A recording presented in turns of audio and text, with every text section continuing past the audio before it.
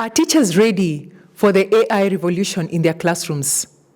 Are teachers confident to build the AI tools and skills and competencies that the students need for this revolution? And are they willing and ready to inspire an AI creative student in that classroom? Welcome to my channel. These questions and more is what we are going to explore in this podcast. And my podcast is known as Freedangare Lady Entrepreneur. Please like, share, comment, and subscribe to it if you like this work.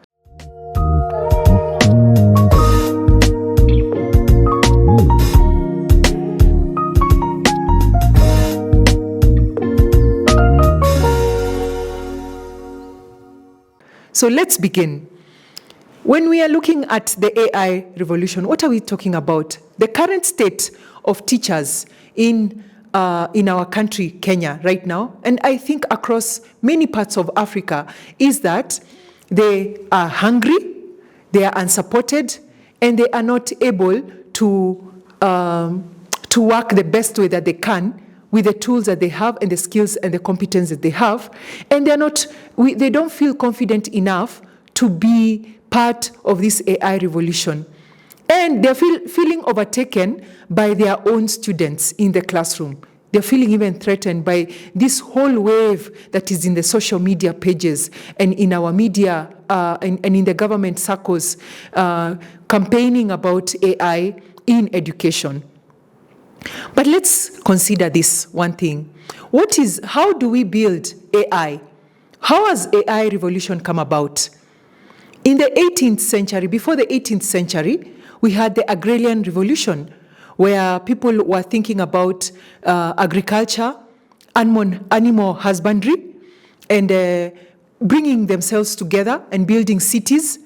So there wasn't much being considered about tools. There were a few tools that were being used at that time.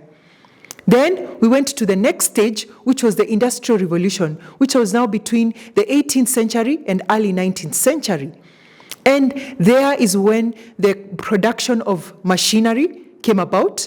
And these machines were supposed to help us to be mass producers in the economies, so that there was a lot of food in the economy. There were enough machines and systems, roads, networks, and infrastructures being set up in our countries. And then after that, we got into the information age, which was in the 20th century, and late 19th century and the 20th century. And that now brought in the use of computers. That's when the computers came in. The internet age, the internet was started in the 2000s. And then we also had many people now starting to have digital learning, online learning. And my concern was, were we so way behind that we could not understand that this revolution was taking place? Because at present, in Kenya and many parts of Africa, we are still trying to grapple with the whole use of computers, ICT skills. We are still trying to understand how to do digital literacies in our education, in our learning institutions. And now we are saying in the 21st century, it is the AI revolution. It is the automation age. And we have not even finished the previous one. We have not even been comfortable with the previous age. And what does that mean for you as a teacher? How are you feeling? We are already in the age of IT, AI, and you still don't have a gadget in your classroom. You're still using a blackboard and chalk. You're still struggling with large classrooms. You're still struggling with your own little paycheck, and you're wondering, what do we do? Yeah? And so let's look at some of the things that we are going to do that are going to get us out of our comfort zones. Because what has happened, this comfort zone has allowed us to just sit back and not move forward with the wave that is here. For us to be ready for the AI revolution, for us to be ready to be very well techno-savvy, very well digital, be very good digital literacy teachers in our classrooms, it means we need to change our mindset. That is the first thing that we need to do. And how do we change our mindsets?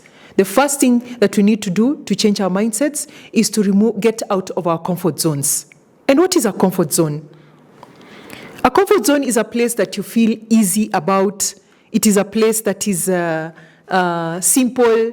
You are enjoying where you're at. You feel safe.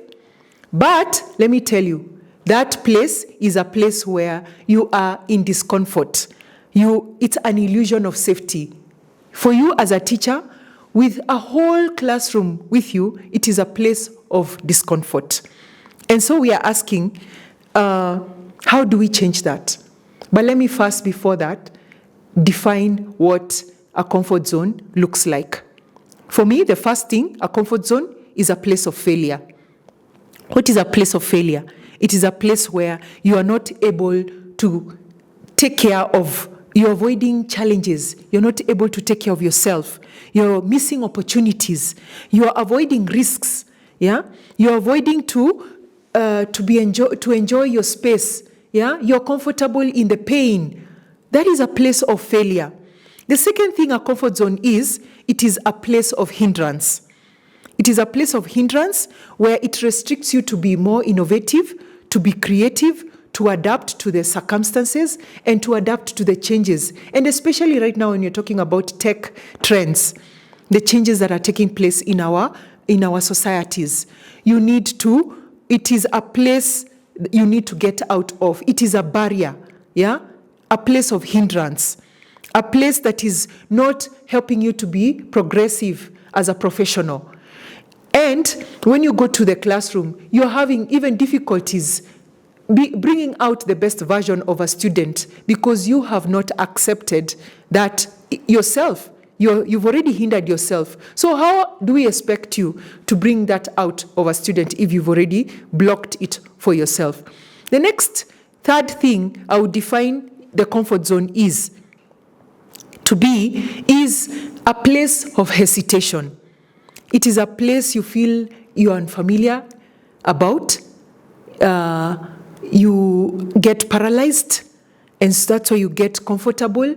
When somebody makes a decision, they make a decision for you, and you're like, okay, let me continue with that. When a principal comes and tells you, I have the computer lab, but if your students are not willing to use the computer lab, let's just go back to the normal way of doing things. You are not going out of yourself and saying, no, the computer lab is available for me, let me use it. Let me change the status quo. And this place of hesitation, it's a place that doesn't help you to understand what mistakes you're making. Yeah, it doesn't help you to understand how to define your choices properly for your own personal and professional growth. It is also a place that makes you to lack commitment. Are you well committed to the work that you do? And that's why I find so many teachers, after they join the institutions, they are losing the passion of a teacher. They were so passionate at the beginning, but they lose the passion and they close off and they lose the commitment. And those are some of the things that we need to discuss and we need to bring out of ourselves and say, enough, I am not going to be in this space. The fourth definition of a comfort zone is stagnation. It makes you stagnant. It makes you to not grow or develop. You are not you're not able to experience yourself in different forms. Yes, you've been a P1, P2 teacher from the beginning, but you have not even improved how to, you're hearing things about Lego Foundation, bringing in digital tools for kids, but you have not even ever bought a single pack. Some packs some are 1,000, others are close to 10,000, but you can actually introduce those aspects in your classroom. That way, you are saying, Just the same way we have moved from the agrarian revolution all the way now to the digital revolution and AI revolution, we can actually change and transform our classroom step by step by just starting with simple tools like the ones that are being introduced by the Lego Foundation, the ones that are being introduced by Pick a Code or Kids for Code, yeah, or Code for Kids, you know. So stagnation makes you remain fixed, makes you focus on the old way of doing things, and then it doesn't make you create clear objectives, learning objectives and learning outcomes that are suitable to bring out that child and that student in your classroom to the best version of themselves to fit in the AI future of education that is right here with us. So the last definition I have on comfort zones is it is a place of missed opportunities. You miss out on so many things when you're in your comfort zone. You are not innovative, you cannot advance, you're not in fulfillment, you feel left out, and so you feel like you're not part of the system. You're not part, and so you're always disgruntled. And I've seen many teachers always complaining, especially in our country. They are constantly saying, "Oh, lipa, serikali yetu, it's not assisting us at all." But it's because it has to start from you. How will the president and the cabinet and our leaders help you if you're always complaining, if you're not advancing, if you're not feeling fulfilled about yourself? But the only way to feel fulfilled about yourself is when you step out of your comfort zone and you know it is a place of missed opportunities. And so how do we step out and avoid being overconscious, worrying about whether, there's some small things that our students have already overcome, and when they come to the classroom, they're already bored because you're still stuck in that space. Yeah? You're still stuck in the old way. You're reactive, you're timid, or you're negligent. And last week, a friend of mine, a neighbor, told me when he's dropping his sons to school, that's the best time he has to hear how the child is experiencing their life in school.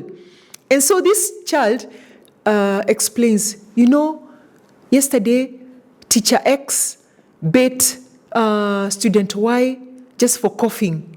Like, what? Why would teacher X beat somebody for coughing?